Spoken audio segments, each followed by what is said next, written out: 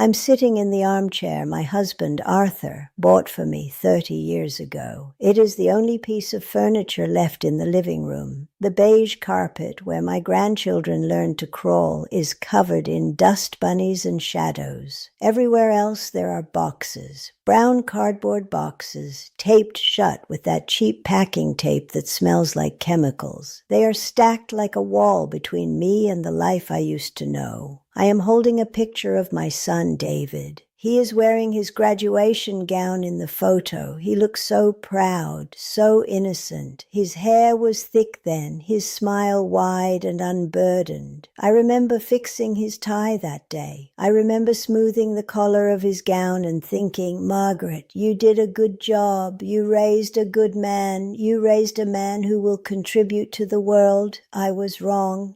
The man in this photo isn't the man who sold my house out from under me. The man in this photo isn't the one who emptied my savings account while I was in the hospital recovering from pneumonia. The man in this photo is a stranger to me now. He is a ghost. My name is Margaret. I am 76 years old, and tomorrow I am homeless because I trusted my own flesh and blood more than I trusted a contract. If you are a parent and you are starting to feel the weight of your years, if you are starting to need a little help with the heavy lifting or the confusing paperwork, please put down whatever you are doing and listen to me. I am going to tell you about the most dangerous document in the world. It is not a loan application. It is not a reverse mortgage. It is not a credit card agreement. It is called a financial power of attorney,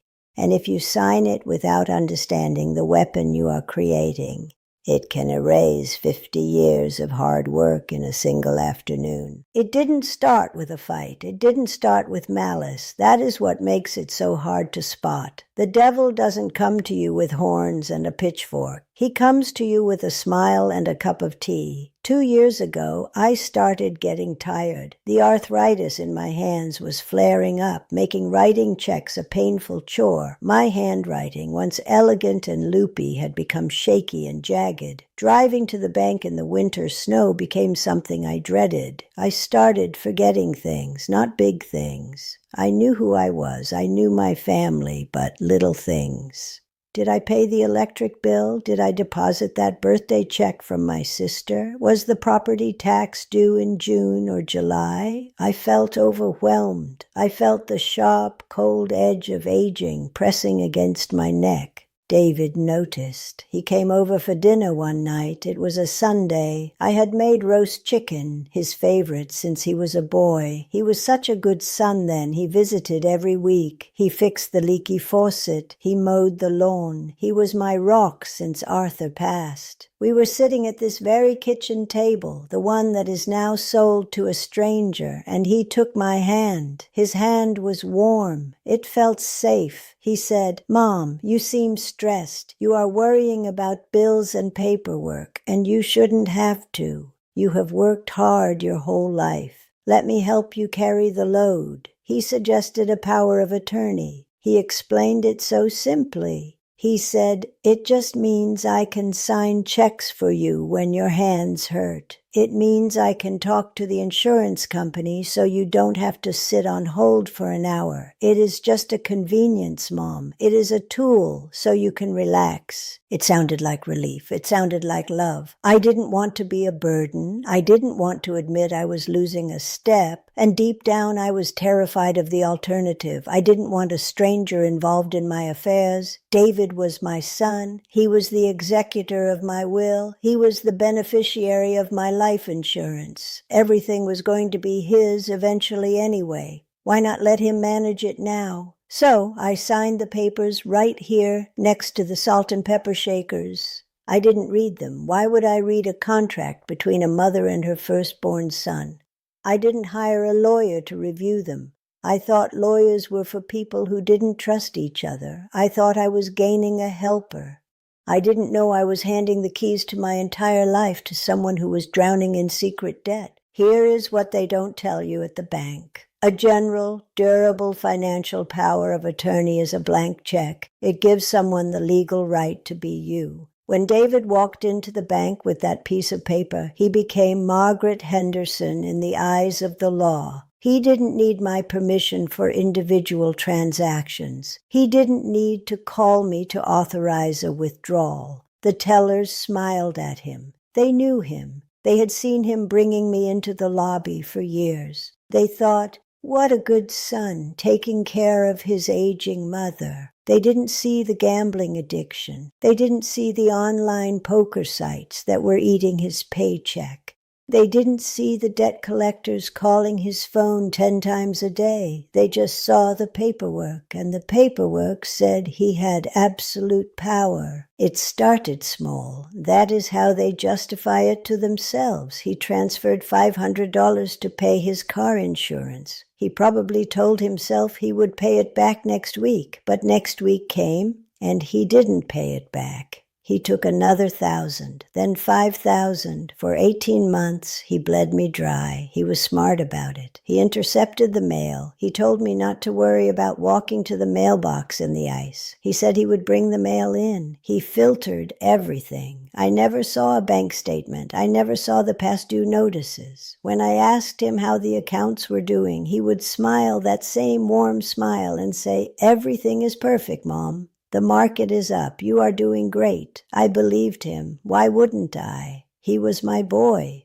I remember one specific day. I wanted to buy a new coat for winter. I asked him if we could afford it. He looked me in the eye and said, "Mom, you have plenty of money. Go buy the expensive one. You deserve it." I bought the coat. I felt guilty for spending $200. At that exact moment, he had already drained $40,000 from my retirement fund. He was buying me a coat with the crumbs of my own fortune, and I was thanking him for it. I found out on a Tuesday. It is funny how tragedy always strikes on ordinary days. I went to the pharmacy to pick up my heart medication. It is a routine I have done for 10 years. I chatted with the pharmacist, old Mr. Miller. I handed him my debit card to pay the copay. It was $45. He swiped the card. He frowned. He swiped it again. "Margaret," he said softly, "it says declined." I laughed. I actually laughed. "That silly machine," I said. "Try it again. Maybe the chip is dirty." He tried it a third time. "I am sorry, Margaret. It says card inactive. Contact issuer." I felt a cold prickle of fear in my stomach, not because I thought I was broke, but because I thought I had been hacked. I thought some internet criminal in a faraway country had stolen my identity. I drove straight to the bank. I didn't call David. I was too impatient. I walked up to the teller, a new girl I didn't recognize. I asked to see my balance. She typed on her computer. She stopped typing. She looked at the screen, then at me, then back at the screen. She called the manager over. The manager, Mrs. Higgins, came out. She looked pale. She invited me into her office. "Mrs. Henderson," she said, her voice trembling slightly, "did you authorize the closing of your checking account last week?" "Closing?" I stammered. "No, I use that account every day." She turned the monitor so I could see it. Account status closed, balance transferred, 0. I felt the room spin. "Where is the money?" I whispered. "It was withdrawn by your agent," she said. "By David." I asked about the savings account, the one Arthur and I built for 30 years. The rainy day fund. The money meant to leave something for my grandchildren so they wouldn't start their lives in debt. Mrs. Higgins clicked a few buttons. Balance.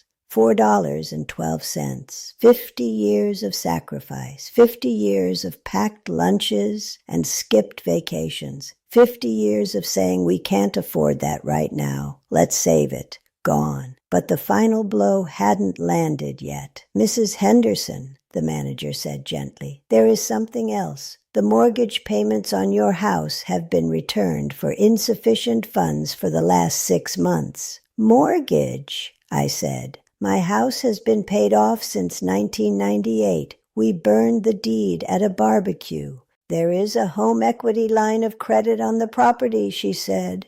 "Opened 14 months ago, By David, it is maxed out. The bank has started foreclosure proceedings. I didn't scream. I didn't cry. I just went silent. My brain couldn't process the magnitude of the betrayal. It was too big. It was like trying to swallow the ocean. My son hadn't just stolen my money. He had stolen my past. He had stolen the roof over my head. He had stolen the safety my husband worked himself to death to provide for me. I confronted him right here in this room. He didn't deny it. He didn't try to lie. He just collapsed. He sat in that chair, the one that is now in a box, and he cried. Oh, he cried big, heaving tears. He looked like a child again. He said, "Mom, I'm so sorry. I messed up. I just got in over my head." He told me about the gambling. He told me about the debts. He told me he meant to pay it back. He said, "I thought one big win would fix everything. I was trying to win it back for you. For me, he robbed me to save me. That is the twisted logic of an addict. He begged me not to call the police. Please, Mom," he sobbed. "I am your son. Don't send me to jail. I will fix this. I will get a job. I will pay every cent back. But tears don't pay the mortgage, David. Tears don't buy back your grandmother's wedding ring that you pawned. Tears don't unsign the documents that sold my security to the highest bidder." I looked at him, and for the first time in his life, I didn't see my baby. I saw a predator. I saw a man who looked at his mother and saw a piggy bank. I told him to get out.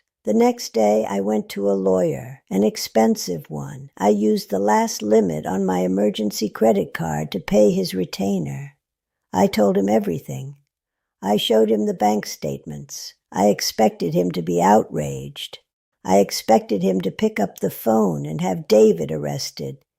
Instead, he took off his glasses and rubbed the bridge of his nose. "Mrs. Henderson," he said, "this is a tragedy, but legally it is very difficult." "Difficult?" I asked. "It is theft. He stole everything. He didn't steal it in the eyes of the law," the lawyer explained. "You gave him permission. You signed a general power of attorney. That document gave him the legal authority to do exactly what he did. Unless we can prove he used the money for things that explicitly harmed you or that he coerced you into signing, the police will likely call this a civil matter." A civil matter. That is the phrase they use when they don't want to get involved in family business. He told me that recovering the money would take years of litigation. And even if we won a judgment against David, you can't get blood from a stone.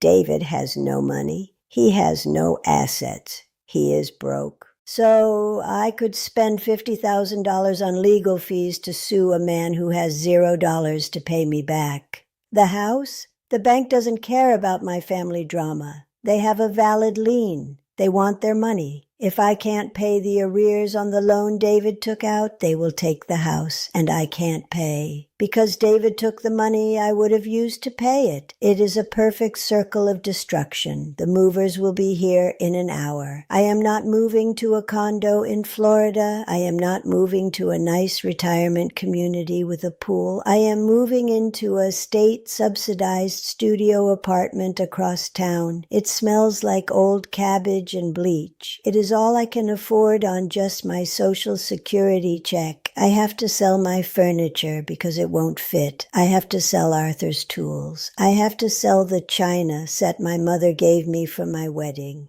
David doesn't call anymore. He is too ashamed, I suppose. Or maybe he is just angry that the well ran dry. I hear he is living with a friend. I hear he is telling people that I cut him off, that I am a bitter old woman who wouldn't help her son in his time of need. Gaslighting. That is the new word I learned. He is rewriting history to make himself the victim. I lost my money. I lost my home. But the worst part, the part that wakes me up at 3 a.m. screaming into my pillow, is that I lost my son. I grieve for him like he is dead. In a way, he is. The boy I raised is gone. He was consumed by greed and addiction, and I helped him do it. That is the pill I have to swallow every morning. I handed him the weapon. I signed the paper. I chose convenience over security. I chose blind trust over verification. If you are watching this and you are thinking about giving someone power of attorney, stop. Look at the person you are giving it to. Really look at them. Do they have debts? Do they have a lifestyle that doesn't match their income? Do they ask you for loans often? But even if they are saints, even if they are Mother Teresa herself, do not sign a general power of attorney unless you absolutely have to. There are other ways. Ask for a springing power of attorney. This means the power only springs into effect if a doctor certifies that you are incapacitated. If you are in a coma, they can act. If you are awake and alert, they have no power. If I had signed a springing POA, David would have been stopped at the door of the bank. Demand accountability. You can write clauses into the contract. You can require that your agent send monthly statements to a third party, an accountant, another sibling, a lawyer, someone who is watching the watcher.